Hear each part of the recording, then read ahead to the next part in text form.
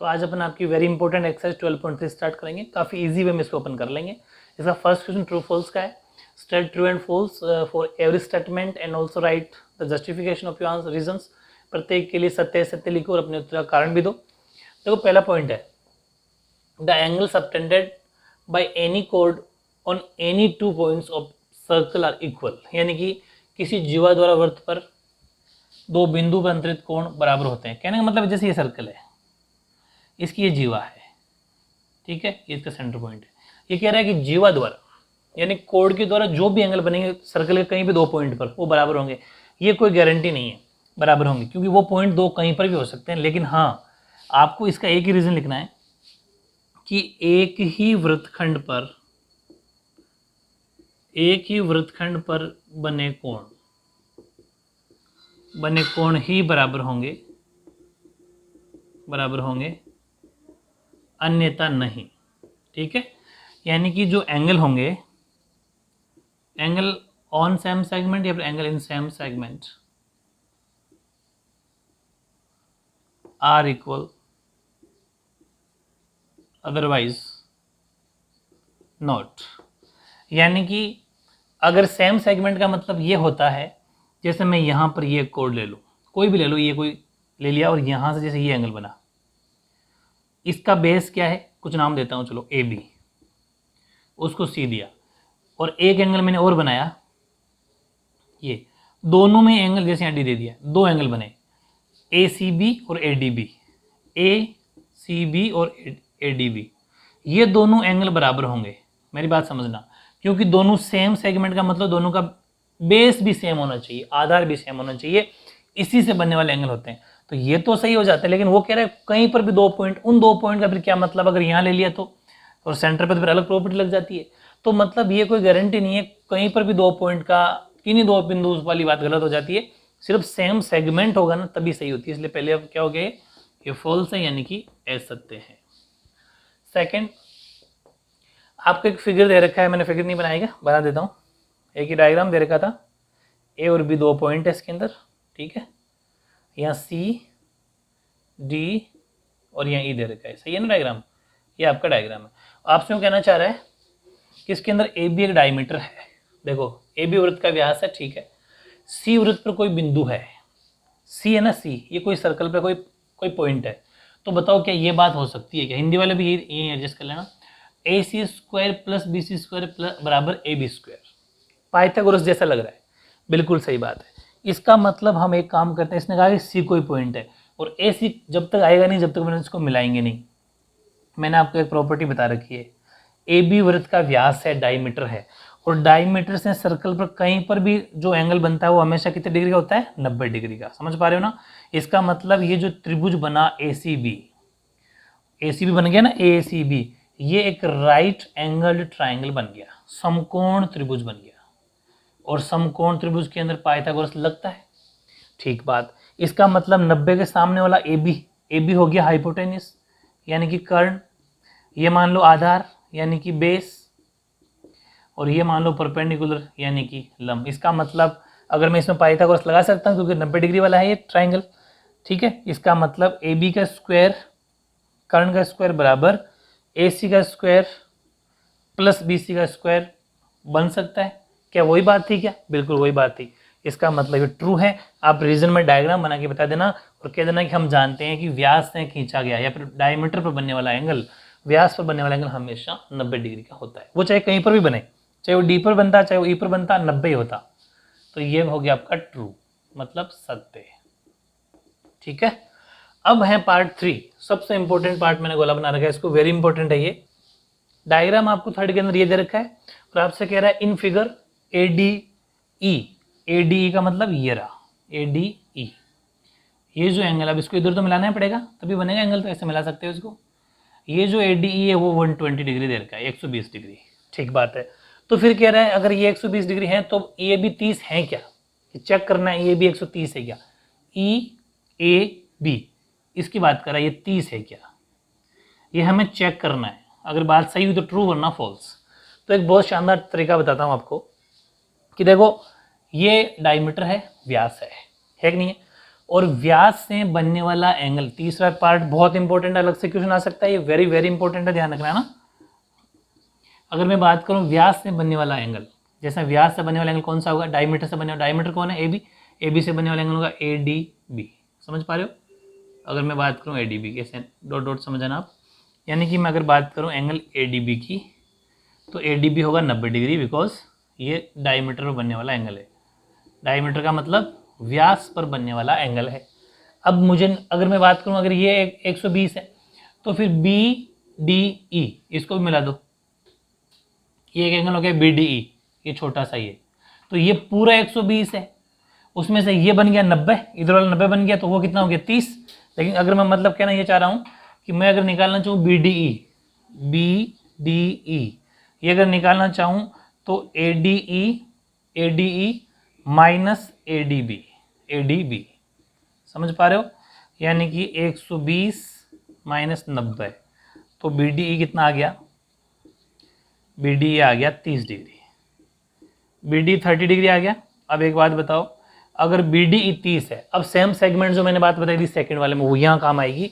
देखो अपन direct E A B नहीं बता सकते थे, बी डी 30 आ गया, ए बी डायरेक्ट 30 नहीं बता सकते, लेकिन अब बता सकते हैं। आप ई ए बी को देखो, ई ए बी बेस क्या है, बी ई है ना, बी ई बेस, और हमारे बी डी में बेस क्या है, बी डी ई, इसमें भी बी ई आ रहा है, मतलब दोनों में बी ई आ रहा है। इसका मतलब ये सेम सेगमेंट पर बनने वाले एंगल हमेशा बराबर होते हैं। इसका मतलब जितना बी डी ई होगा उतना ही ई ए बी होगा। समझ पा रहे हो? यानी कि दोनों ही कितने कितने डिग्री होंगे, 30 के, क्योंकि सेम सेगमेंट पे बनने वाले एंगल है, एक ही वृत्तखंड पर बनने वाले एंगल। अब तो समझ गए एक वृत्तखंड क्या होता है, जिसमें बेस सेम और वृत्त पर बनने वाले एंगल, ठीक है, सर्कल पर बनने वाले एंगल। चौथा, in figure C A D, अच्छा सी को मिलाना पड़ेगा, फिर अलग बना लेते हैं डायग्राम। इसी को ए बी बेस, यानी सॉरी ए बी व्यास डायमीटर, और यहाँ सी है, यहाँ डी है, यहाँ ई है। चौथे के लिए देखो, इसने कहा सी ए डी, इसका मतलब इसको अपन इससे मिलाते हैं, इसको इधर मिलाते हैं, ये एक एंगल बना सी ए डी, ये वाला छोटा सा, बराबर ये कह रहा है सी ई डी, सी ई और डी, दोनों में सी डी बेस आ रहा है, दोनों ट्रायंगल में सी डी बेस आ रहा है। इसका मतलब बिल्कुल सेम सेगमेंट पे बनने वाले एंगल है, यानी कि एक ही वृत्तखंड पर बनने वाले, एक ही वृत्तखंड बनने वाले का मतलब होता है सेम सेगमेंट पर बनने वाले एंगल है, क्योंकि दोनों बेस सेम आ रहा है। इसका मतलब ये भी ट्रू है और ये भी ट्रू है, मतलब ये भी सत्य है और ये भी सत्य है। तो काफी इंपॉर्टेंट क्वेश्चन है ये, 1 मार्क्स में क्वेश्चन अलग से आ सकता है। ये था आपका question number first. Question number second देखो, ये आपसे कहना चाह रहा है, आपको डायग्राम दे रखा है, फिगर दे रखा है, और इसके अंदर ए बी सी आपको 45 डिग्री एंगल बना दे रखा है। प्रूव करना है ओ ए परपेंडिकुलर ओ सी। ओ ए परपेंडिकुलर ओ सी का मतलब है कि यहाँ हमें 90 डिग्री दिखाना है, ये समझ लो आप। ओ ए परपेंडिकुलर ओ सी का मतलब क्या हुआ, परपेंडिकुलर का मतलब लंब, लंब का मतलब 90 डिग्री, इसका मतलब यहाँ 90 डिग्री दिखाना है। बहुत ईजी एक्सरसाइज है पूरी की पूरी, एक ही थ्योरम पर होने वाले, जो मैंने 10 पिछले 12.8 प्रमेय करवाई थी ना आपको, 12.8 थ्योरम के अकॉर्डिंग होने वाला चैप्टर है। तो इसको हमें 90 प्रूव करवाना है। तो पहले तो समझ लो आप, बहुत ज़्यादा इजी है, सेकंड में होने वाले क्वेश्चन, लेकिन थोड़ी थ्योरी लिखनी पड़ेगी अपने को। कि जैसे इसका आर्क है ए सी, ठीक है, ये आर्क ए सी, देखो ए से लेके सी तक ये चाप है, ए सी है कि नहीं, ए सी ये चाप, इस चाप से बनने वाला एंगल है ए ओ सी, है ना, इस चाप आर्क ए सी से ए ओ सी एंगल बनने वाला एंगल है। अब इसी चाप से एक एंगल कौन सा बन रहा है, देखो इसी चाप से बन रहा है ए बी सी, मतलब इसी आर्क से ए बी सी एंगल बन रहा है। और अपन का थ्योरम क्या कहती है कि किसी आर्क से बनने वाला, सेंटर पर बनने वाला एंगल उसी आर्क से बनने वाले बाकी कहीं पर भी बनो सके उसका दुगना होता है। इसका मतलब ये हुआ कि जो ये ए ओ सी है वो ए बी सी से क्या हो जाएगा, डबल, यानी कि दुगना हो जाएगा, डबल हो जाएगा इस ए बी सी से। तो ए बी सी कितना है 45, तो ए ओ सी कितना हो जाएगा 90 डिग्री। बस इस चीज़ को थोड़ा वर्डिंग में लिख देंगे, बात खत्म। समझ लिया बात को? गिवन लिखो, गिवन का मतलब दिया है, थोड़ा स्टेटमेंट लिख देना, 1 मार्क्स का भी आता है तो सही से लिखना है अपन को। एंगल ए बी सी दे रखा है अपन को 45 डिग्री, और ओ ए परपेंडिकुलर दे रखा है ओ सी, सॉरी ये तो प्रूव करवाना है, टू प्रूव लिखो, टू प्रूव का मतलब सिद्ध करना है। ठीक है, सिद्ध करना है हमें ओ ए परपेंडिकुलर हो जाए ओ सी पर। ठीक है, तो प्रूफ देखो, प्रूफ का मतलब उत्पत्ति, और पूरी की पूरी थ्योरम यहाँ अपन को उतार देनी है। प्रमेय 12.8 एग्जाम में सीधा 12.8 मत लिख के आ जाना, वो पूरी 2 लाइनें उतारनी है। वी नो दैट, हम जानते हैं कि, ठीक है, वो मैं लिख देता हूँ। तो ये थ्योरम मैंने आपको लिख दी। अब ध्यान रखना, हर बारी मैं थ्योरम नहीं लिखूंगा, अपना टाइम वेस्ट होता है। इतनी थ्योरम को अपन नाम दे देंगे 12.8, सीधा लिख देंगे बाय थ्योरम 12.8। हर बार जब भी इसकी जरूरत पड़ेगी तो अपन छोटी सी बात लिखा करेंगे प्रमेय 12.8 के अनुसार, लेकिन एग्जाम में आपको पूरी लिख के आनी है। हिंदी वालों को हिंदी में, इंग्लिश वालों को इंग्लिश में। We know that angle subtended by an arc of a circle at center is double the angle subtended at remaining part of circle by same arc। लेकिन आर्क ऐसा होना चाहिए सेम आर्क। हम जानते हैं कि वृत्त के एक चाप द्वारा वृत्त के अंदर केंद्र पर अंतरित कोण वृत्त के शेष भाग के किसी भी बिंदु पर बना कोण का डबल होता है, दुगना होता है। ठीक है, अगर ये है तो देन अपन क्या लिख देंगे इसके बाद, देन यानी कि जब, तब, ये है तब क्या हो जाएगा कि जो एंगल है ए बी सी और हमारा एंगल था AOC। ठीक है, AOC, अब मेरी बात समझना, लिखोगे कैसे कि ये किसका डबल है, ABC से डबल है AOC। इसका मतलब जब इक्वल का साइन होता है ना बीच में, तो ये ध्यान रखना कि AOC इतना पावरफुल है कि ABC को 2 से मल्टीप्लाई करोगे तब जाके AOC के बराबर आएगा। मतलब AOC दुगना है तभी तो इसको 2 से मल्टीप्लाई किया अपन ने, ये ध्यान रखना। तो AOC equals to 2 into ABC। ABC कितना है 45, तो AOC कितना आ गया 90 डिग्री। और मैंने ये कहा था 90 साबित करना है, अतः सो दैट क्या लिखा था OA परपेंडिकुलर OC, अतः OC पर लंब है। तो सिंपल था क्वेश्चन नंबर 2 कंप्लीट। ऐसे ही देखो क्वेश्चन नंबर 3, ये आपसे कहना चाह रहा है कि O is the centre of a circle, यानी कि O त्रिभुज ABC का परिकेंद्र है। ठीक है, and triangle ABC and D is the mid point of base BC, then prove that BOD equals to angle A। तो मैं सिद्ध करना है कि एंगल BOD बराबर एंगल A हो जाए। काफ़ी इंपॉर्टेंट क्वेश्चन है, पहले डायग्राम बनाना सीखो। देखो जब भी परिकेंद्र की बात आ जाए, ठीक है, यानी कि परिकेंद्र का मतलब हो गया कि एक ट्राइंगल बनाते हैं अपन ABC, एक ट्राइंगल बनाया अपन ABC, फिर उसने कहा D भी आधार BC का मध्य बिंदु, इस BC का मध्य बिंदु कौन है, D मिड पॉइंट है। इसका मतलब जितना BD है उतना ही CD है। और परिकेंद्र का मतलब इसके चारों ओर क्या हो जाए, सर्कल हो। इसका मतलब इसके चारों ओर क्या है, सर्कल है। समझ गए, परिकेंद्र वर्ड जो यूज किया इसने। इंग्लिश के अंदर क्या लिखा हुआ है, सेंटर ऑफ सर्कल। इंग्लिश में भी यहाँ सरकम सेंटर है भाई, ये क्या लिख दिया, सरकम सेंटर लिखना। ठीक है, सरकम सेंटर यानी परिकेंद्र। इसका मतलब होता है बीच का केंद्र जिसके चारों ओर क्या हो, वृत्त हो। ठीक है, ये वर्ड जहाँ पर भी आ जाए इसका मतलब पहले अंदर त्रिभुज बनाना है फिर सर्कल। अब मेरी बात को समझना, अब उसने कहा डी इसका मिड पॉइंट अपने बना दिया। अब फिर उसका सिद्ध करो, पहले तो कुछ गिवन लिखते हैं फिर डायग्राम को पूरा करते हैं। दिया क्या है अपन को, दे रखा है कि D is the mid point of side BC, भुजा BC का डी मध्य बिंदु है। एक बात तो ये दे रखी है। ठीक है, दूसरी बात ये कह सकते हैं कि ओ इज द सरकम सेंटर, ठीक है, ऑफ ए सर्कल। ओ एक वृत्त का परिकेंद्र है। ठीक है, और फिर प्रूव हमें क्या करना है, टू प्रूव का मतलब सिद्ध करना है एंगल BOD बराबर हो जाए एंगल A। लेकिन इसके लिए हमें कुछ कंस्ट्रक्शन करना पड़ेगा। हमने क्या करा कि देखो ये सेंटर है सर्कल, इस पर बनने वाला एंगल, तो हमने क्या करा, यहाँ से इस लाइन को एक लाइन ड्रॉ कर दी। समझ पा रहे हो, पहली बात तो ये कि BOD, इसका मतलब हमारे पहले तो यहाँ पर BOD एंगल ही नहीं बनाया हुआ, ये BO और ये D। समझ पा रहे हो, क्योंकि जब तक BOD एंगल नहीं बनेगा तो दिखाओगे किसको, तो इसको अपन ने मिला दिया और लास्ट में अपन इसको भी इधर मिला दिया और इसको कुछ नाम दे दिया O। और यहाँ पर हमने जैसे इस लाइन को ड्रॉ करा सेंटर पर, ये हमने खींचा परपेंडिकुलर। तो ये थोड़ा कंस्ट्रक्शन लिख देंगे अपन, कंस्ट्रक्शन का मतलब रचना, कंस्ट्रक्शन का मतलब रचना। और क्या लिखेंगे रचना, कि हमने ओडी परपेंडिकुलर खींचा बीसी पर, ओडी लंब खींचा बीसी के ऊपर, देन ओबी एंड ओसी इसको कर लिया ज्वाइन, ज्वाइन ओबी एंड ओसी, यानी कि ओबी व ओसी को मिलाया। इतनी स्टेप्स, इतनी बात अपन को कंस्ट्रक्शन में लिख देनी है, ठीक है। अब इसका करते हैं अपन सोल्यूशन। सोल्यूशन बह दीजिए इसका। प्रूफ का मतलब उत्पत्ति। देखो अब इसमें हमें क्या पता है, एक तो ये कंफर्म पता है कि यहाँ जो एंगल बनेगा वो इस BAC से यानी एंगल ए का डबल होगा, ये बात ठीक है।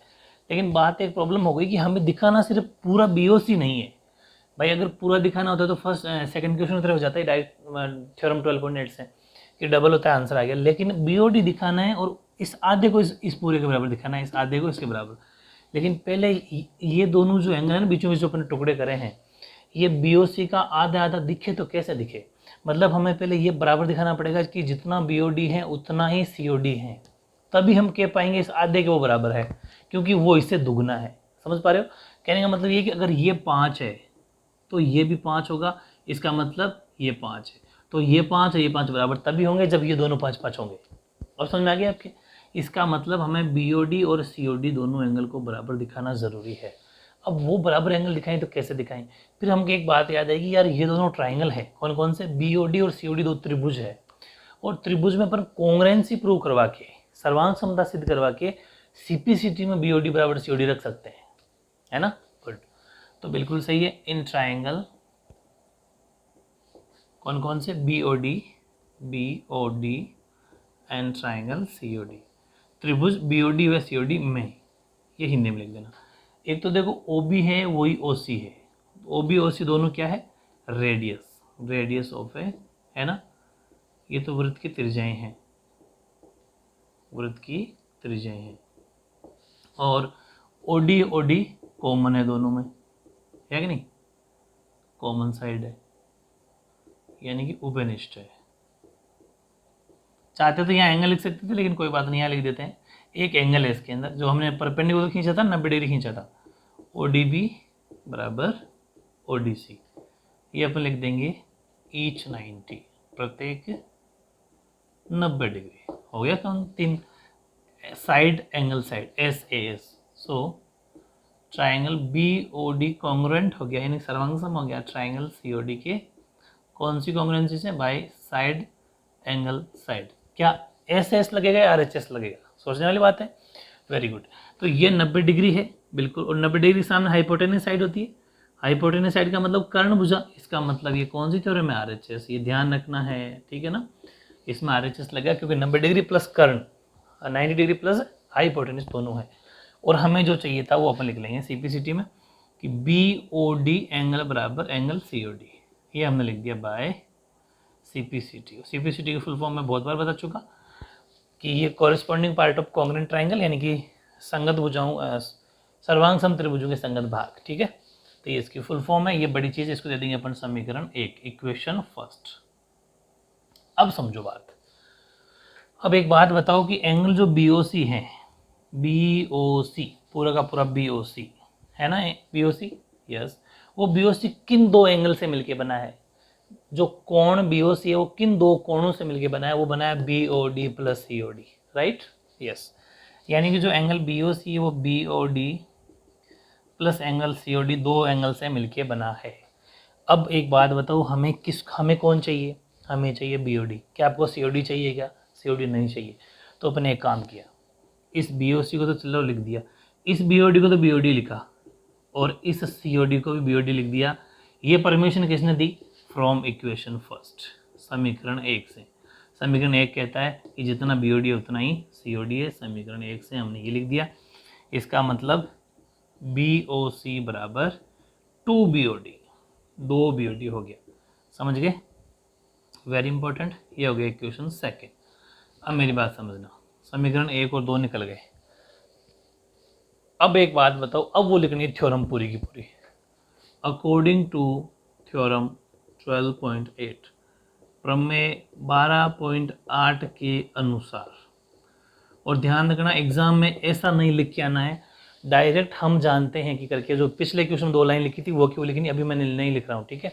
अब मैं पूरे चैप्टर नहीं लिखूंगा, मैं आपको पहले कहा था टाइम वेस्ट होता है अपना, आप समझ जाना, आपको ऐसा नहीं लिख के आना, आपको वी नो दैट, हम जानते हैं कि पूरी 3 लाइन है, ठीक है। ओके, वो क्या कहती है कि जितना सेंटर पर एंगल बनता है, यानी कि जो एंगल BOC है वो इस BAC का दुगना होता है। यानी कि अगर मैं BAC को बराबर करना चाहूँ ना, तो BAC को 2 से मल्टीप्लाई करूंगा तब जाके BOC के बराबर होगा, क्योंकि BAC से BOC दुगना होता है, ये थ्योरम कहता है, ठीक है ना। सेंटर पर बनने वाला एंगल, केंद्र पर बनने वाला एंगल। तो अब एक बात बताओ, BOC बराबर, अच्छा वो मैंने लिखा 2BAC, है ना। 2BAC लिखूं चाहे सिर्फ एंगल A लिखूं, मेरी बात समझना, सिर्फ एंगल A लिखूं चाहे BAC लिखूं एक ही बात है, लेकिन हमें उसने सिर्फ एंगल A लिख के दिया है, BAC नहीं दिया, सिर्फ A लिख के दिया, तो मैं A लिख देता हूं। अब मेरी बात समझ में आ गई, है तो BAC, लेकिन अकॉर्डिंग टू क्वेश्चन का फॉर्मेशन हमें थोड़ा चेंज हो जाना है। चलो अब मेरी बात समझना, इस BOC को भी फिर मैं BOC क्यों लिखूं, इक्वेशन सेकंड मुझे कहता है कि BOC की जगह आप 2BOD लिख सकते हो, राइट। तो इस BOC की जगह लिख दिया अपन ने 2 एंगल ऑफ BOD, और इधर 2A है। ये परमिशन किसने दी, फ्रॉम इक्वेशन सेकेंड, समीकरण 2 से। 2 से 2 कट गया, ऐसा मान लो, ठीक है। तो BOC बराबर, क्योंकि मल्टीप्लाई में हो जाएगा तो अपन हो जाएगा, डायरेक्ट भी काट सकते हो, तो BOC बराबर एंगल A, हैंस प्रूव्ड, यानी कि इति सीधा। बहुत आसान तरीका है ना, यह था आपका very important question number 3 complete. ऐसे यहाँ पे क्वेश्चन नंबर 4 है, सिंपल सा क्वेश्चन है। ये कह रहा है कि उपनिष्ठ कर्ण AB पर 2 समकोण त्रिभुज ACB और ADB इस प्रकार खींचे गए हैं कि वे विपरीत ओर स्थित हो, ऑपोजिट साइड हो, तो हमें प्रूव ये करवाना। काफी इंपॉर्टेंट क्वेश्चन, लेकिन छोटा है। ऑन कॉमन हाइपोटेनस AB, दोनों में कॉमन हाइपोटेनस क्या, कॉमन दोनों में वो कौन है, AB उसका नाम है। 2 राइट एंगल सर्कल, ट्राइंगल बनाने हैं अपन को, सॉरी ACB और ADB, और फिर हमें ऐसा उनको एडजस्ट करना है कि ऑपोजिट साइड में दोनों रहे, और हमें ये प्रूव करना है, ठीक है। कहने का मतलब पहले डायग्राम बनाना सीखो कि एक उपनिष्ठ कर्ण है, उपनिष्ठ कर्ण का मतलब है कॉमन हाइपोटेनियस, ठीक है। तो सपोज ये अपने एक कॉमन हाइपोटेनियस लिया, या एक काम करो, एक सर्कल बना दो पहले, ठीक है, ये सर्कल बना दिया, और हम एक काम करते हैं, बहुत ही बढ़िया परफेक्ट आंसर डायग्राम बनेगा इसका, AB इसका नाम देना, यही तो कॉमन हाइपोटेनस का काम करेगा। कैसे करेगा बताता हूँ आपको। और उसने कहा 2 ट्राइंगल बनाना जो आमने सामने होने चाहिए, एक तो इधर बना दिया, एक इधर बना दिया, किसके, इस हाइपोटेनस के अपोजिट साइड होना चाहिए। एक का नाम है ACB, एक का नाम है ADB। अब एक बात बताओ, सपोज ये एक सर्कल है, ठीक है, ये वृत्त है, और ये वृत्त का व्यास है, मतलब इस सर्कल का डायमीटर है, और डायमीटर से बनने वाला एंगल आपको पता है 90 डिग्री होता है, ये मैंने आपको बहुत पहले बता दिया। यानी कि यहाँ 90 बन गया, यहाँ 90 बन गया, तो 90 के हो गए। तो ये बन गया ACB राइट एंगल ट्राइंगल, मतलब ACB समकोण त्रिभुज बन गया, ADB भी समकोण त्रिभुज बन गया। और उसने कहा कि दोनों में हाइपोटेनस कॉमन होना चाहिए, बिल्कुल 90 के सामने वाला हाइपोटेनस होता है, यानी कि 90 डिग्री के सामने वाला कर्ण होता है। तो दोनों के सामने 90 डिग्री भी है, और दोनों के अंदर उपनिष्ठ यानी कि कॉमन भी है। समझ पा रहे हो ना। तो परफेक्ट डायग्राम अपना बन गया। और अब मेरी बात सुनना, अब उसने कहा प्रूव करो कि BAC बराबर BDC, मतलब ये वाला जो एंगल है, बी आधा पूरा नहीं आधा, BAC बराबर होना चाहिए BDC, BD और C, इसका मतलब यहाँ पर हमें एक लाइन ड्रॉ करनी पड़ेगी, क्योंकि अभी तो BDC तो वरना बन ही नहीं रहा, तो यहाँ अपने एक लाइन ड्रॉ कर लेंगे, ठीक है। BDC का मतलब ये वाला एंगल, ये हमें इन दोनों को, इसको और इसको बराबर दिखाना है। तो अब वो ऐसे होगा कि जो ये BC है, देखो मेरी बात समझना, अपने उस 10-12 इंपॉर्टेंट पॉइंट्स में लिखी भी है ये बात, कि जो ये एक ही आर्क से बनने वाले एंगल होते हैं, जैसे ये, तो वो ऐसे होगा कि ये जो BC आर्क है, देखो ये रहा BC आर्क का मतलब चाप, इस BC आर्क से बनने वाले एंगल होंगे दोनों। कैसे हैं, इस BC आर्क से बनने वाला एंगल कौन सा है बताओ, एक तो एंगल है BAC, बिल्कुल देखो आर्क यहाँ से लेके यहाँ तक है, इसी पे आके मिल रहा है, बिल्कुल ठीक है, इस आर्क पे बनने वाला BAC है। और BDC को भी देखो BDC, ये BC आर्क, यानी कि एक B यहाँ पर आके टिक रहा है और C यहाँ पर आके टिक रहा है, BAD में भी, BDC में भी, और BAC में भी एक यहाँ पर आके टिक रहा है, एक यहाँ पर आके टिक रहा है। ये सिंपल समझने का तरीका है। इसका मतलब मैं आपको लिखवाया था कि इसमें माइनर आर्क यानी कि एक छोटा आर्क है जो BC है उस पर बनने वाले एंगल और एक ही चाप पर बनने वाले एंगल जो वृत्तखंड के एंगल कहलाते हैं, वृत्तखंड के कोण कहलाते हैं, सेगमेंट के एंगल कहलाते हैं, वो हमेशा बराबर होते हैं। तो वो बात थोड़ी मैं थ्योरी लिख देता हूँ, आप बता लेना, ठीक। तो ये बात थोड़ी सी चौथे के अंदर लिख देना कि ट्रैकिंग AB एज डायमीटर, हमने AB को डायमीटर में लिया था। Draw a circle which passes through point C and D, एक सर्कल बनाया जो C और D से पॉइंट से गुजर जाए, ठीक है। उभयनिष्ठकरण हिंदी में AB को व्यास लेकर खींचा गया वृत्त C तथा D से दोनों से गुजरता है। दूसरी बात हमें यह भी पता है कि ACB मैंने बता चुका आपको और ADB दोनों 90 डिग्री है because angle on semi circle, अर्धवृत्त पर बने कोण, ठीक है। यानी कि डायमीटर पर बने कोण बोल दो, यानी कि व्यास पर बने कोण बोल दो, चाहे सेमी सर्कल पर बने एंगल बोल दो, एक ही बात है। लास्ट में देना 10, एंगल BAC बराबर BDC हो जाएगा, हाइपोटेनस सॉरी हैंस प्रूव्ड, क्योंकि एक ही वृत्तखंड में बने कोण यानी एंगल इन सेम सेगमेंट। कैसे हैं मैंने आपको बता दिया कि माइनर आर्क यानी लघु चाप BC पर आ रहे दोनों एंगल, ठीक है। इसलिए हमेशा वो एंगल हमेशा बराबर होते हैं जो एक ही चाप द्वारा, एक ही आर्क द्वारा बनते हो, ठीक है। कौन सा आर्क? BC द्वारा, ठीक है। तो ये सिंपल सा क्वेश्चन था, क्वेश्चन नंबर 4 कंप्लीट। ऐसे ही क्वेश्चन नंबर 5 देखो आपका, two chords AB and AC of a circle subtends angle of 90 degree and 150 degree at the centre, यानी कि तो जीवाएं हैं AB और AC, वो उसकी वृत्त के केंद्र पर 90 और 150 के कोण बना रही है, लेकिन एक शर्त है, दोनों ही AB और AC वो केंद्र के ऑपोजिट साइड में है, मतलब विपरीत की ओर है। मतलब कहने का कि डायग्राम अगर अपन बनाए तो ये जैसे सर्कल है, ये इसका सेंटर पॉइंट है, तो ऐसा मानना कि अपन एक तरह से ये AB खींची, AB, और इधर से एक AC खींची, लेकिन सेंटर के इधर उधर होनी चाहिए, एक इस तरफ एक इस तरफ। डायग्राम में गलती मत कर देना। अब एक तो यहाँ से एंगल बन रहा है 90 डिग्री, ठीक है, सेंटर पर O नाम दे देते हैं अपन, और AC से बन रहा है 150 डिग्री यानी कि 150, ठीक है। चलो ये हमें गिवन है, यानी कि हम अगर उस गिवन अपन लिखें दिया है तो वो अपन लिखेंगे अपने डायग्राम के अकॉर्डिंग एंगल AOB तो दे रखा है 90 डिग्री और एंगल AOC दे रखा है अपन को 150 डिग्री, और हमें फाइंड जो करना है, टू फाइंड यानी कि ज्ञात करना है, वो करना है एंगल BAC, ठीक है। BAC हमें वैल्यू फाइंड करनी है, तो प्रूफ करते हैं इसको, यानी कि उत्पत्ति। तो इसके अंदर क्या देखना है कि हमें निकालना है BAC। हम बहुत अच्छे से जानते हैं कि सेंटर पर बनने वाला एंगल जो कि BOC है वो BAC का दुगना है, डबल है, ये बात ठीक है। लेकिन पहले हमें ये पता करना पड़ेगा कि BOC कितना है, खुद BOC कितना है। अगर इसका पता चल जाएगा तो इसका आधा हो जाएगा BAC, क्योंकि उससे ये दुगना होता है, ठीक है, गुड। तो हम यहाँ एक बात बताओ कि ये सर्कल है का सेंटर पॉइंट है, वृत्त का केंद्र बिंदु है, और वृत्त के केंद्र पर या सेंटर पर बनने वाले एंगल का सम कितना होता है? 360 डिग्री, ठीक है ना। अगर यहाँ पर 360 होता है तो एक बात बताओ, मैं ये कह दूं कि angle AOC plus angle AOB लिख दो पहले, चलो AOB plus angle AOC plus BOC, तीनों को मिला के 360 डिग्री, क्योंकि सर्कल पे सेंटर पर केंद्र पर बनने वाले कोणों का योग 360 होता है। AOB हमारे पास 90 है, ये 150 है, BOC का पता नहीं, और ये 360 है। इन दोनों को जब अपन प्लस करते हैं तो ये हो गया अपना 140 240, ठीक है, और ये BOC का BOC और 360, तो BOC बराबर 360 माइनस 240, तो BOC की वैल्यू क्या आ गई? BOC आ गया अपना 0, 4 में से 2 हो गया तो 6, सॉरी 6 में 4 गया तो 2 और 0, यानी कि 120 डिग्री अपना BOC निकल के आ गया। 120 डिग्री BOC की वैल्यू आ गई। अब इसके बाद में फिर आपको ये लिखना है अकॉर्डिंग टू थ्योरम 12.8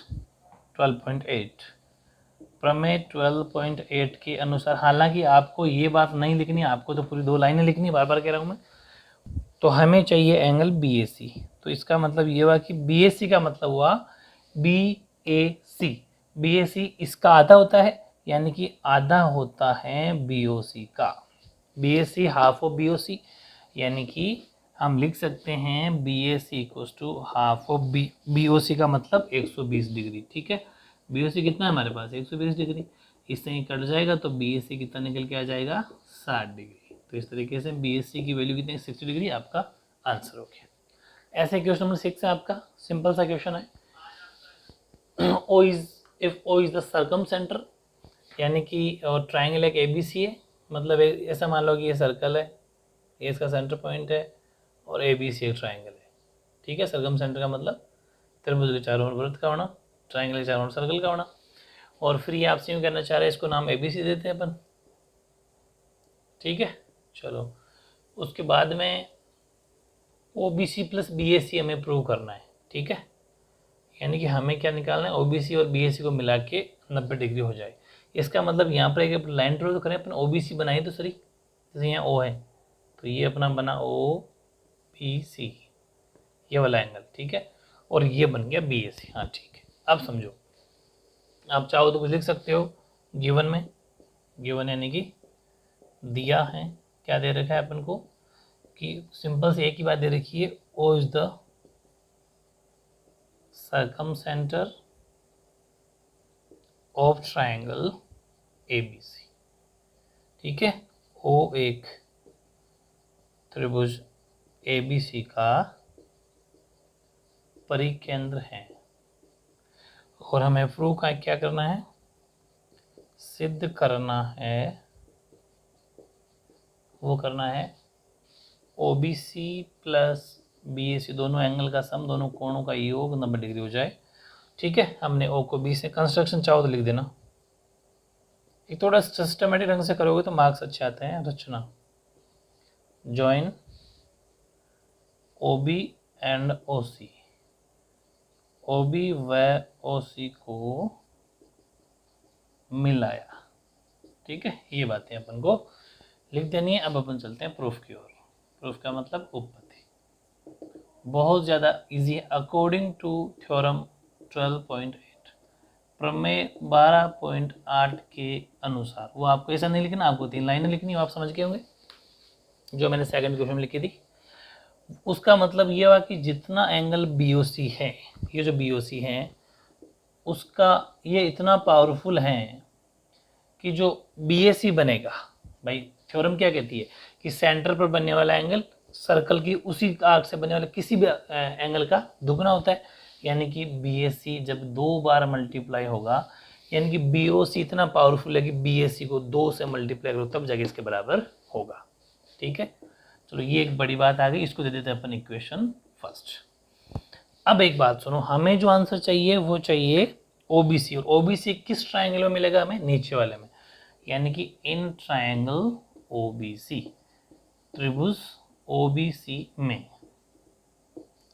यहां पर इस ट्राइंगल के अंदर ट्राइंगल सम प्रॉपर्टी लगाते हैं अपन 180 डिग्री वाली, यानी कि angle OBC plus BCO plus COB या फिर BOC, तीनों को जब मिला दिया जाए तो वो 180 डिग्री होता है। ये आप जानते हो ट्राइंगल सम प्रॉपर्टी, त्रिभुज के तीनों को आंतरिक तीनों कोणों का योग। अब एक बात सोचना आप कि हमने OBC BCO BOC तीनों का सम 180 बता दिया, लेकिन एक बात ये बताओ कि ये यहाँ से लेके यहाँ तक इसकी रेडियस है, त्रिज्या है, और ये भी इसकी त्रिज्या है। इसका मतलब ये दोनों भुजाएं आपस में बराबर है, दोनों साइड आपस में बराबर है। इसका मतलब OBC जो ट्राइंगल है वो हो गया आइसोसेलेस ट्राइंगल, और आइसोसेलेस ट्राइंगल के अंदर क्या होता है, बराबर भुजाओं के सम्मुख कोण, OB के सामने वाला कोण यानी कि opposite angle of equal sides are equal, यानी कि बराबर भुजाओं के सम्मुख कोण बराबर होते हैं। यानी कि इस OB का ये वाला एंगल, इसका ये वाला एंगल आपस में बराबर होंगे। कहने का मतलब ये थोड़ा सा स्टेटमेंट आपको लिखना है कि OB equals to OC, radius of a circle, radius लिख दो, चलो रेडियस ऑफ ए सर्कल, यानी कि वृत्त की त्रिज्याएं है, और त्रिज्याएं है इसका मतलब फिर आप लिख देंगे, इसी से निकल के आया OBC, एंगल OBC यानी कोण OBC बराबर होगा OCB। ठीक है, OCB यानी कि बराबर भुजाओं के सम्मुख कोण, opposite angle of equal sides. ठीक है, और इसको दे दो आप इक्वेशन सेकेंड। तो एक काम करना, ये उतारना, उसके बाद ये उतारना, इसके बाद में ये आना। देखो मैं जानबूझ के ये पहले करवाया, अब आपको समझ में आएगा कि उसकी वैल्यू यहाँ पुट करवा रहे हैं। अब देखना OBC और OCB बराबर है, इसका मतलब मैंने इसको BCO लिख दिया, वहाँ OCB लिख दिया, तो चाहूँ तो मैं इसको भी रख सकता हूँ, समझ पा रहे हो। OCB मतलब बीच में C रहेगा, बस इधर उधर फर्क पड़ता नहीं है, ध्यान रखना। भले यहाँ चेंज कर देना, बीच में एंगल C रखना, ताकि उस वैल्यू को अपन एज इट इज रख सके। बात एक ही है, एंगल बीच वाला होता है वैसे भी। तो ये OBC, इसको भी OBC प्लस BOC बराबर 180 डिग्री। अच्छा मेरी बात सुनो, OBC को रख देते हैं अपन 2BAC की परमिशन तो दी अपन ने इक्वेशन फर्स्ट ने, और OCB को OBC रखने की परमिशन दी इक्वेशन सेकेंड ने, यानी कि from equation first and second, यानी कि समीकरण 1 व समीकरण 2 से हमने ये चेंजेस कर दिए। अब बात समझना, एक OBC और एक OBC, ये हो गया 2 OBC और ये 2 BAC पहले से ही था, है ना, बहुत ज़्यादा इजी, समझ पा रहे हो। इन दोनों में 2 ले लो कॉमन, 2 कॉमन लिया तो अंदर क्या बचा, OBC प्लस BAC बराबर 180 डिग्री। अब सीधी सी बात 2 हो जाएगा उधर, तो OBC plus BAC equals to 180 degree upon 2, cut गया। तो क्या निकल के आया, OBC plus BAC equals to 90 degree. तो यही हमें प्रूव करवाना था, OBC plus BAC equals to 90 degree, hence proved. तो काफ़ी सिंपल क्वेश्चन है, ये था आपका क्वेश्चन नंबर 6। ऐसे ही देखो क्वेश्चन नंबर 7, बहुत सारे सिंपल से क्वेश्चन है इसके अंदर। फर्स्ट है, if the length of a chord is equal to its radius, यानी कि एक वृत्त की एक जीवा उसकी त्रिज्या के बराबर है, then find out the angle on the major statement, measures in a circle. ठीक है, मैंने सेगमेंट है यहाँ, मैंने major segment in a circle, यानी कि किसी वृत्त की एक जीवा उसकी त्रिज्या के बराबर है। अब पहले डायग्राम बनाते हैं अपन, ये सर्कल है, ये इसका सेंटर पॉइंट है, ठीक है, ये इसकी जीवा है, कॉर्ड है। इसने कहा कि जितनी इसकी जीवा है उसकी उतनी इसकी रेडियस है, त्रिज्या है। इसका मतलब जैसे अपन ने ये त्रिज्या खींची, इसको सपोज O नाम दिया, ये त्रिज्या खींची, इस जीवा को, कॉर्ड को अपन नाम AB दिया, तो इसका मतलब ये और ये बराबर है, समझ गए। जितनी जीवा है, एक जीवा उसकी त्रिज्या के बराबर है, इसका मतलब तीनों ही बराबर हो गई, क्योंकि ये भी रेडियस दोनों त्रिज्या हैं, ये दोनों इसके बराबर है, तो तीनों साइडें आपस में क्या है, बराबर है, इक्वल है। फिर उसने कहा इस जीवा द्वारा दीर्घ वृत्तखंड में किसी बिंदु पर अंतरित कोण ज्ञात कीजिए। हमेशा ध्यान रखना, find out the angle on the major segment in a circle. Major segment इसी जीवा से, तो हमेशा ये बनता है, और ये बनते ही आपको तुरंत किसकी याद आ जाती है, थ्योरम 12.8 की, 12.8 प्रमेय की, ठीक है, कि यहाँ पर बनने वाला एंगल इस पर बनने वाले एंगल का ये एंगल दुगुना होता है। हालांकि अगर ये कॉम्पिटेटिव एग्जाम अपन को ये एक्सरसाइज करनी होती तो आपको 10 क्वेश्चन 10 सेकंड में कर लेते आप, लेकिन अभी अपन कॉम्पिटेटिव एग्जाम में नहीं, आपके एग्जाम में करना है, इसलिए करना पड़ रहा है। अब हमें ये पता चल गया कि ये संभव त्रिभुज बन गया, इक्विलेटरल ट्रायंगल बन गया, क्योंकि जैसे तीनों साइडें बराबर हो, तो यहाँ बनेगा 60 डिग्री, ये 60, तो सीधी सी बात हो 30 डिग्री आंसर। लेकिन थोड़ा इसको स्टेटमेंट में करना पड़ता है आपके अकॉर्डिंग 10th क्लास, तो इसको अपन पॉइंट देते हैं D। तो अपन गिवन लिखते हैं, गिवन का मतलब दिया है, क्या दे रखा है, हमें एक दे रखा है कि जितनी OA है उतनी OB है और इतनी AB है, समझ पा रहे हो, ये हमें गिवन है, तीनों बराबर है। और हमें फाइंड क्या करना है, ज्ञात क्या करना है, टू फाइंड, यानी कि ज्ञात करना है एंगल कौन सा, ADB। देखो ये जो नाम दिए जाते हैं ना, ये अपने अकॉर्डिंग दिए जाते हैं और फिर उसको वैसा ही लिखा जाता है, ठीक है, ओके। अब समझो, टू प्रूफ उपपत्ति, सोल्यूशन हम अगर देखें तो बहुत सिंपल है। देखो ये बात लिखनी पड़ेगी अपन को कि OA बराबर OB बराबर AB, ये हमें गिवन है, दिया। इट मीन्स अर्थात, इट मीन्स का मतलब अर्थात triangle OAB is an equilateral triangle, ठीक है, यानी कि त्रिभुज ओ ए बी एक समबाहु त्रिभुज हैं। क्यों? कि जिसकी तीनों भुजाएं, तीनों साइड बराबर हो, इक्विलेटरल ट्रायंगल होता है।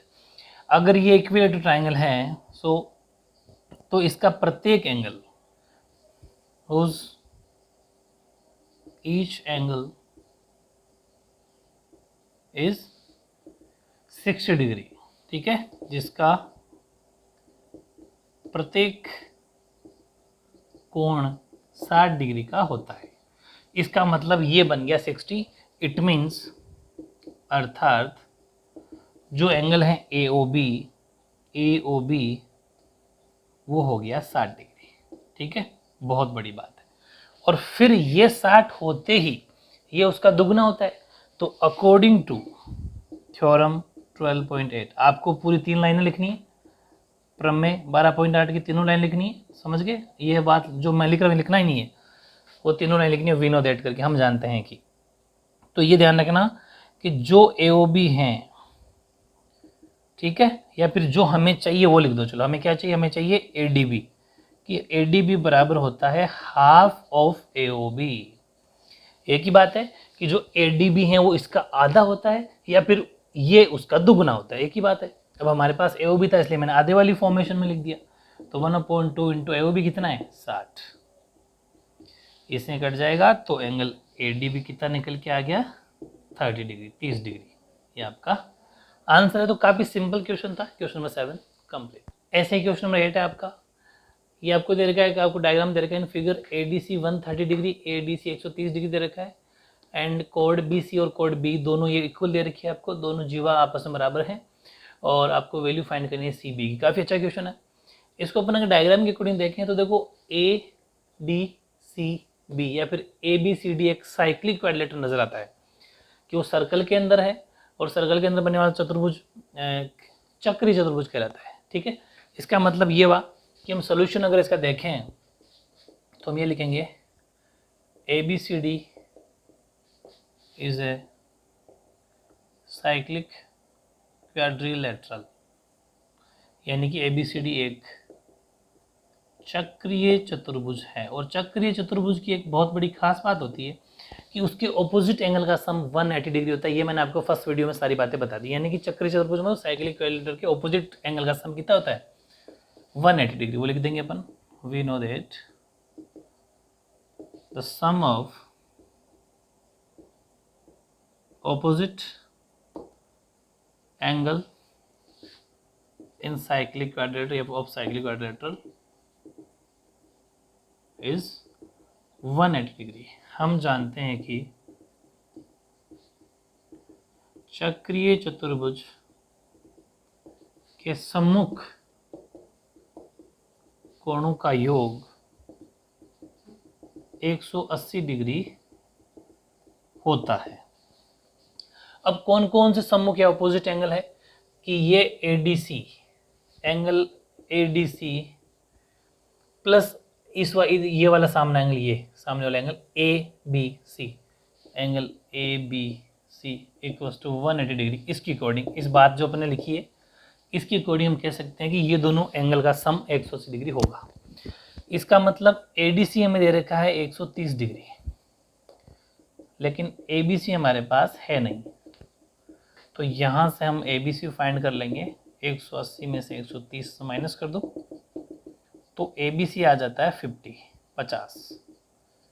ABC 50 डिग्री है। वेरी इंपॉर्टेंट बात है। एक बात बताओ, अगर ABC 50 है तो ये जो O है OBC भी तो 50 ही है भाई। O से ही तो ये एंगल निकल के जा रहा है, क्योंकि एंगल तो B है ना, चाहे वो लाइन तो वही है। इसका मतलब इसी से हम ये भी लिख सकते हैं एंगल OBC भी 50 डिग्री है। समझ में आ गई? बहुत इंपॉर्टेंट बात है दोनों ही। चलो इसके बाद अपन देखते हैं, इसके बाद का सोल्यूशन इस तरह है। अब हमें क्या चाहिए? हमें फाइंड करना है CBE। CBE है कहाँ पर? अच्छा यहाँ E है। CBE ये एंगल हमें फाइंड करना है। लेकिन एक बात बताओ, हमने देखा यार एक एंगल तो चलो अपने निकाल लिया, OBC तो निकाल लिया, मतलब आधा एंगल तो निकाल लिया, ये रहा 50। अगर इस एंगल का पता चल जाए ना तो फिर दोनों को जोड़ देंगे और CB आ जाएगा हमारा आंसर। फिर हमने देखा अब करें तो क्या करें, फिर एक छोटी सी बात याद आई कि यार यहाँ पर दो ट्राइंगल बन रहे हैं, बन रहे, दो त्रिभुज बन रहे हैं।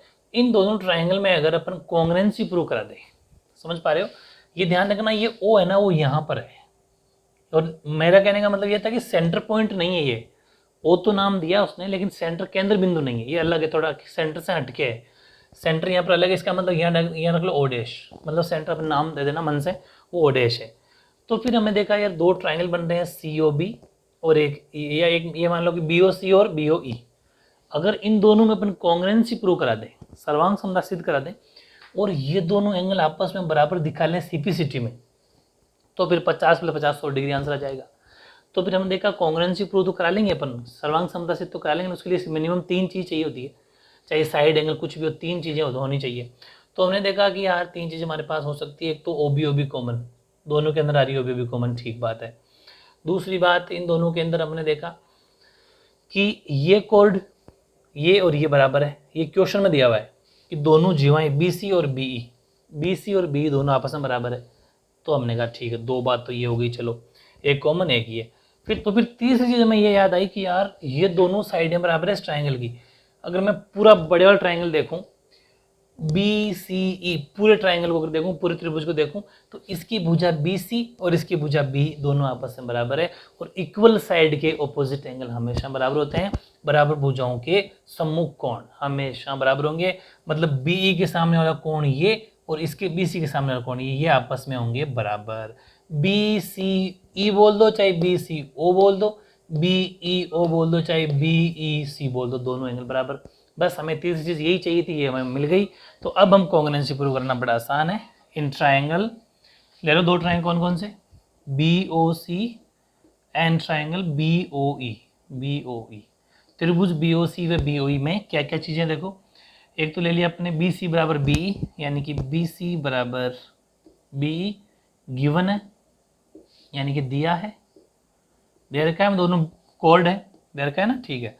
दूसरी बात, एंगल ले लो, बी सी ई चाहे बी सी ओ बोल दो, बी सी ओ बराबर बी ई ओ या फिर बी ई सी, एक ही बात है, बीच वाला एंगल होता है हमेशा ही, वो तो आगे फिर एक्सटेंड आप कितना ही कर लो कोई फर्क नहीं पड़ता। यहाँ लिख देना आप opposite angle of equal sides, ठीक है, यानी कि बराबर भुजाओं के सम्मुख कोण, ये वाले समझ गए, कौन कौन से बराबर भुजाएं वो समझ गए आप, ये दोनों बराबर भुजाएं इक्वल साइड।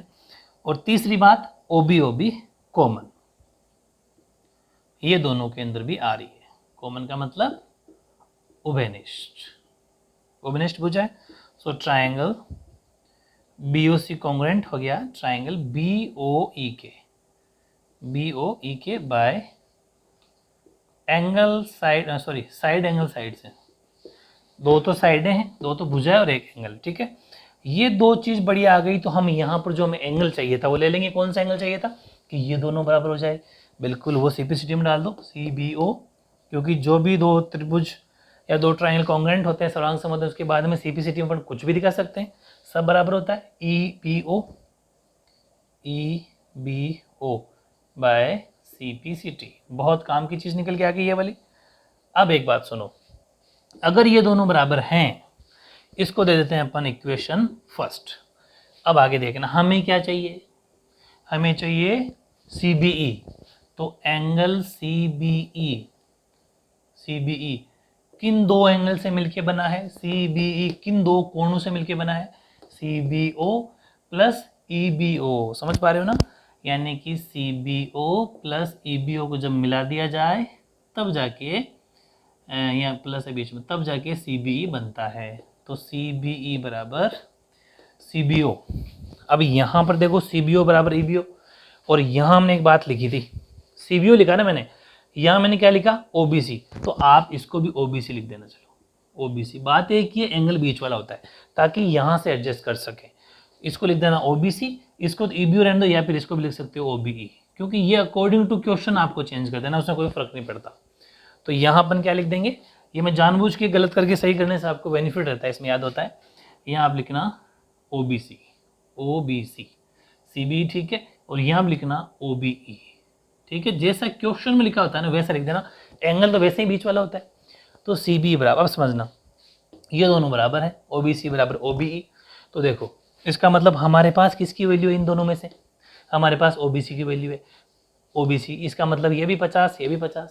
तो थोड़ा फॉर्मेशन ठीक कर देता हूँ कि ये OBC और इसको भी मैंने मान लिया OBC फ्रॉम इक्वेशन फर्स्ट, समीकरण 1 से।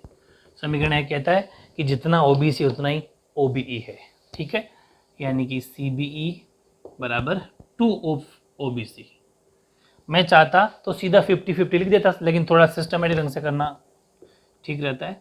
तो 2 इंटू OBC कितना है OBC 50। एक काम करो, इसको फर्स्ट करो, इसको इक्वेशन सेकंड करो, यहाँ लिखना एक फ्रॉम इक्वेशन सेकंड, क्योंकि ये तो बात सेकंड से करी थी, और ये यहाँ जो भी लिख रहा हूँ ये करिए मैंने फ्रॉम इक्वेशन फर्स्ट, समीकरण 1 से। तो एंगल CBE कितना आ गया 2 इंटू 50, 100 डिग्री। तो बहुत सिंपल क्वेश्चन था। अगर कॉम्पिटेटिव एग्जाम में करते तो आप 2 सेकंड में कर सकते थे, लेकिन अपन को थोड़ा सिस्टमेटिक से करना पड़ता है। तो एंगल CB आ गया आपका 100 डिग्री। ये था very important question number 8। Question number 9 देखो, ये भी सिंपल सा क्वेश्चन है। आपको डायग्राम दे रखा है, ACB 40 डिग्री है, ACB, ठीक है, और आपको OAB निकालना है, OAB की वैल्यू फाइंड करनी है। हमें ये पता है कि ये 40 तो ये 80, क्योंकि अकॉर्डिंग टू थ्योरम 12.8 प्रमेय 12.8 के अनुसार ये 40 इसका दुगना होता है ये वाला, क्योंकि उसी आर्क से या फिर उसी कोड से बन रहा है एंगल, ठीक है, वो सेम बेस से। मतलब सिंपल सी बात है। लेकिन अगर इसको पूरे तरीके से अपन करना चाहें तो ये लिखेंगे अकॉर्डिंग टू थ्योरम 12.8 प्रमेय 12.8 के अनुसार। थ्योरम ये कहता है हमें कि जो AOB एंगल है, AOB, वो ACB का दुगना होता है, ACB का डबल होता है, ठीक है। इसका मतलब ये हुआ कि AOB कितना हो गया 2 इंटू ACB में दे रखा है 40 डिग्री, तो AOB हमारे पास हो गया 80 डिग्री। ये ब्रैकेट लिख देना, ACB बराबर 40 डिग्री, ये हमें गिवन है, यानी कि दिया है। थोड़ा सिस्टमेटिक से काम करना। तो AOB 80 डिग्री आ गया, बड़ी काम की चीज़ निकल के आ गई। लेकिन हमें AOB नहीं बताना था, हमें बताना है OAB, मतलब ये वाला एंगल। और ये वाला एंगल किस ट्राइंगल में मिलेगा हमें, ये वाला ट्राइंगल मिलेगा हमें OAB में। और हमने OAB को देखा तो हमने ये देखा कि OA और OB दोनों रेडियस है, और रेडियस हमेशा बराबर होती है। तो हम देखा हमेशा बराबर है, तो इसके सामने वाला एंगल ये, इसके सामने वाला एंगल ये, भाई इक्वल साइड के ऑपोजिट एंगल बराबर होते हैं, राइट। इसका मतलब OAB बराबर होगा OBA के। ये बात हम यहाँ लिख देंगे कि OA बराबर OB, ये हम लिख देंगे रेडियस ऑफ ए सर्कल, यानी कि वृत्त की त्रिज्याएं हैं। और वृत्त की अगर रेडियस या त्रिज्याएं हैं तो ट्राइंगल OAB, समझ पा रहे, triangle OAB is a isosceles triangle. त्रिभुज OAB एक समद्विबाहु त्रिभुज है। देखो चाहते तो अपन 3 सेकंड में कर सकते हैं, लेकिन 10th के हिसाब से ऐसे करना पड़ेगा तरीके से, तभी मार्क्स आएंगे। समद्विबाहु त्रिभुज, इसका मतलब यहाँ से एक चीज़ निकल के आती है कि जितना एंगल OAB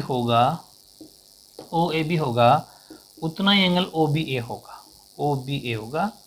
ये लिख देना आप, opposite angle of equal sides, यानी कि बराबर भुजाओं के सम्मुख कोण हमेशा बराबर होता है, ठीक है। तो बराबर भुजाओं के सम्मुख कोण, बड़ी काम की चीज आ गई, इक्वेशन सेकंड, समीकरण 2। अब समझो मेरी बात, अब हमें जो चाहिए वो निकलेगा ट्राइंगल OAB में। इन ट्राइंगल OAB यानी त्रिभुज OAB में क्या कह सकते हैं हम कि तीनों इंटीरियर एंगल का सम, यानी त्रिभुज के तीनों आंतरिक कोणों का योग 180 डिग्री होता है, राइट। यानी कि OAB plus ABO plus BOA या फिर AOB, बस बीच में एक बार A लिया, फिर B लिया, फिर O लिया, तीनों का सम ट्राइंगल सम प्रॉपर्टी से 180 डिग्री होता है। अब एक बात बताओ, हमारे पास AOB कितना है 80 डिग्री, तो ये तो इसके नीचे लिख 80 डिग्री बराबर 180, वो कंटिन्यू। इसके बाद में OAB और ABO, या मैंने OBA लिख दिया, कोई बात नहीं, इसको ABO कर दो, बात तो एक ही है ना, बीच वाला एंगल नहीं हिलना चाहिए। ये इक्वेशन 2 कहता है कि दोनों बराबर है। हमें क्या चाहिए? हमें चाहिए OAB, हमें OAB चाहिए। इसका मतलब हमें OAB को बचाना है, ABO को भी OAB में कन्वर्ट कर देना है। बिल्कुल सही है। इसका मतलब हम OAB को तो OAB लिखेंगे, लेकिन ABO को भी OAB लिख देंगे। समझ पा रहे हो? और यहाँ लिख देना फ्रॉम इक्वेशन 1 एंड इक्वेशन 2, समीकरण 1 व समीकरण 2 से। क्यों? क्योंकि समीकरण 1 ने तो कहा कि 80 रख दिया। समीकरण 2 ने कहा कि ABO को OAB रख दिया। ठीक है, चलो अब देखो, एक OAB और एक OAB, 2 OAB, 2 OAB plus 80 equals to 180 degree.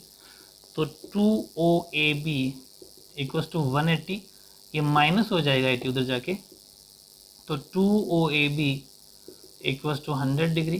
तो OAB इक्वल्स टू 100/2 हो जाएगा। तो OAB की वैल्यू कितनी निकल के आ गई? 50 डिग्री। तो सिंपल सा क्वेश्चन था, आंसर आ गया। ये था आपका क्वेश्चन नंबर 9। तो क्वेश्चन नंबर 10 आपका लास्ट क्वेश्चन है इस एक्सरसाइज का। ये भी डिफरेंट टाइप का क्वेश्चन है और आपसे पूछ रहा है in figure AOB is the diameter of a circle, यानी कि AOB इस सर्कल का, वृत्त का व्यास है। ठीक है। CD और E are 3 points situated on semi circle, इसके अर्धवृत्त के ऊपर CD और E स्थित है। ठीक है।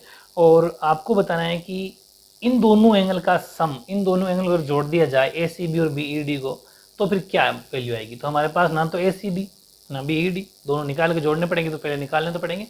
तो इसके लिए कुछ कंस्ट्रक्शन करना पड़ेगा, आपको रचना करनी पड़ेगी simple C.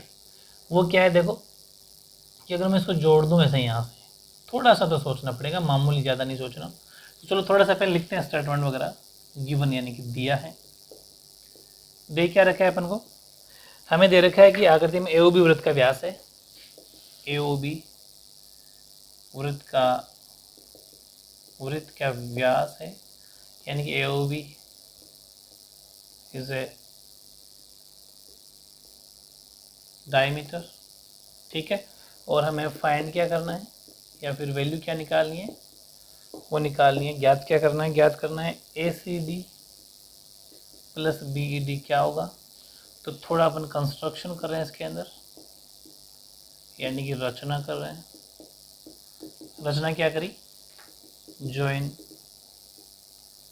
A to E, A को E से मिलाया। क्या फर्क पड़ा A को E से मिलाने पर, वो देखना है आपको। देखो जैसे ही A को E से मिलाया, एक यहाँ पर अलग क्वाड्रिलेटरल बन गया, एक अलग चतुर्भुज बन गया ACDE, जो साइक्लिक बन गया, साइक्लिक चतुर्भुज। क्योंकि सर्कल के अंदर बनने वाला चतुर्भुज साइक्लिक होता है, इसलिए मिलाना पड़ा है। क्योंकि 1 2 3 4 5 साइड थी, इससे पहले 5 साइड और पंचभुज था पेंटागन, तो वो सही नहीं बैठ रहा था, इसलिए हमने इसको साइक्लिक में कन्वर्ट कर दिया। साइक्लिक का मतलब चक्री चतुर्भुज बना दिया। और एक चीज़ और है, ये डायमीटर से जैसे हमने ड्रॉ किया, तो यहाँ पर एक एंगल निकल के आया AEB। जैसे ही अपन ने AE मिलाया, तो ये व्यास से, डायमीटर से बनने वाला एंगल, जिसको अपन बोलते हैं एंगल ऑन सेमी सर्कल, यानी अर्धवृत्त पर बना कोण भी बोलते हैं, ये हो गया 90 डिग्री। मानते हो ना? यानी कि एंगल इन सेमी सर्कल, यानी कि अर्धवृत्त में बना कोण। मानते हो इस बात को? बहुत बार पढ़ लिया अब तो। अर्धवृत्त में बना कोण 90 डिग्री होता है, ये चीज़ हमें यहाँ से मिल गई। इसके बाद हम एक चीज़ जो हमने ड्रॉ करी थी, इस वजह से एक और हेल्प हुई कि जो क्वाड्रिलेटरल है ACDE ये साइक्लिक क्वाड्रिलेटरल। ठीक है। ये कैसे चतुर्भुज हो गया? ACDE एक चक्रीय चतुर्भुज है। और चक्रीय चतुर्भुज की क्या खास बात होती है? उसके ऑपोजिट एंगल का सम 180 डिग्री होता है।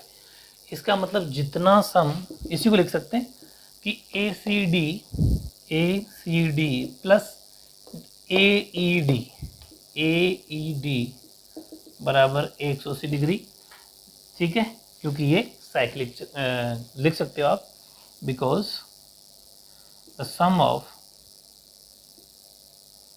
opposite angle in cyclic quadrilateral are 180 degree.